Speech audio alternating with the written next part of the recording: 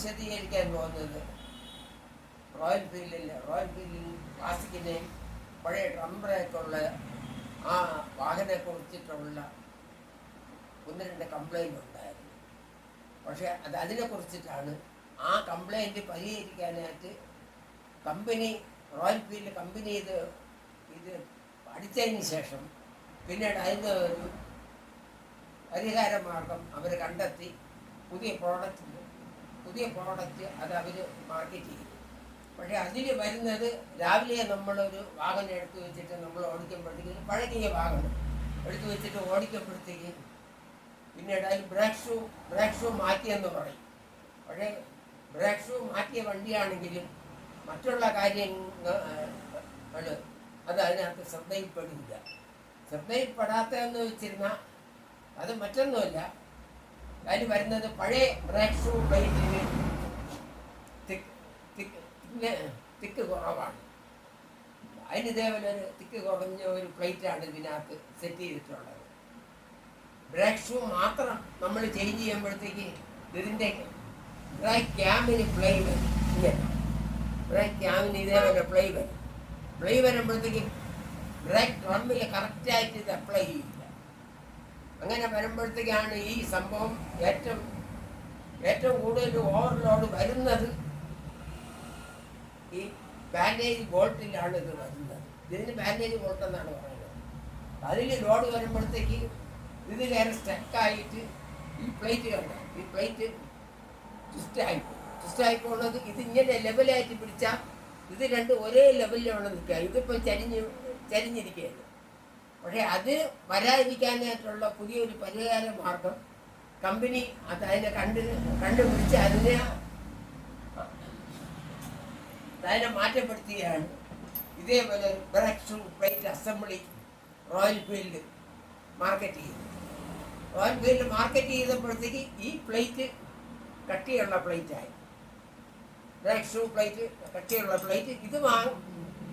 ഈ brake shoe നമ്മൾ മാറ്റുമ്പോഴത്തേക്ക് ഏറ്റവും നല്ലത് ഇതേപോലെ ബ്രേക്ക് ഷൂ പ്ലേറ്റ് അസംബ്ലി വാങ്ങണം റോയൽ ഫീൽഡിൻ്റെ. അത് 1178 രൂപയെ വിലയുള്ളൂ.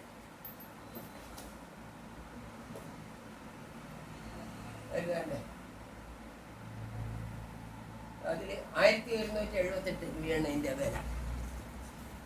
1178 രൂപ.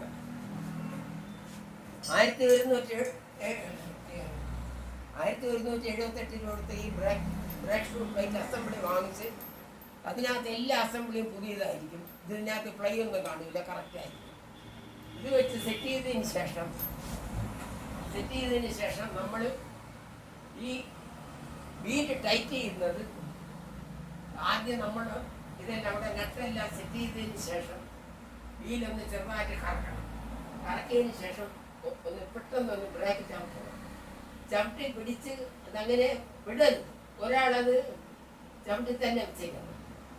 എന്നിട്ട് വേണം നമുക്ക് ഇതിൻ്റെ ഈ ബ്രേക്ക് ഷൂ പ്ലേറ്റിൻ്റെ 30 mm നട്ടും 24 mm നട്ടും പിന്നെ അതിനോടൊപ്പം ബാൻഡേജ് നട്ട് ഈ ബാൻഡേജ് നട്ട് എപ്പോഴും മുറുക്കുമ്പോഴത്തേക്ക് ടൈറ്റ് ചെയ്യുമ്പോഴത്തേക്ക് ഈ വാഷർ എപ്പോഴും പുതിയ വാഷർ തന്നെ ഇടണം. പുതിയ വാഷറും ഇടയും വേണം. ഈ സീറ്റിങ് കറക്റ്റായിട്ട് നോക്കണം. ഈ സീറ്റിങ് കറക്റ്റായിട്ട് ചെക്ക് ചെയ്തതിന് ശേഷം മാത്രം ഈ നട്ട് ഫുൾ ടൈറ്റ് ചെയ്യണം. ഫുൾ ടൈറ്റ് ചെയ്ത് കറക്റ്റായിട്ട് വെച്ച് കഴിയുമ്പോഴത്തേക്ക് പിന്നെ ഈ വീല് നല്ല ഫ്രീ ആയിട്ട് കറങ്ങുകയും ചെയ്യും. അങ്ങനെ വരുമ്പോഴത്തേക്ക് ഈ കംപ്ലൈൻറ്റ് രാവിലെ നമ്മൾ വാഹനം എടുത്ത് ഓടിക്കുമ്പോഴത്തേക്കും ബ്രേക്ക് ചവിട്ടി ആക്സിഡൻ്റ് ആവുന്ന ആ ഒരു കംപ്ലൈൻറ്റ് വിശേഷം ഇതിൽ തന്നെ മാറും. ഇത്രയും കാര്യങ്ങൾ നമ്മളിൽ വളരെ ശ്രദ്ധയോടുകൂടി ചെയ്യണം. പിന്നെ ഇത് കഴിഞ്ഞിട്ട് ഇപ്പോഴിറങ്ങിയ ഡിസ്ക് ബ്രേക്ക് ഉള്ളതിൻ്റെ കാര്യം അടുത്തൊരു വീഡിയോയിൽ ഞാൻ വിശദീകരിച്ചു തരാം.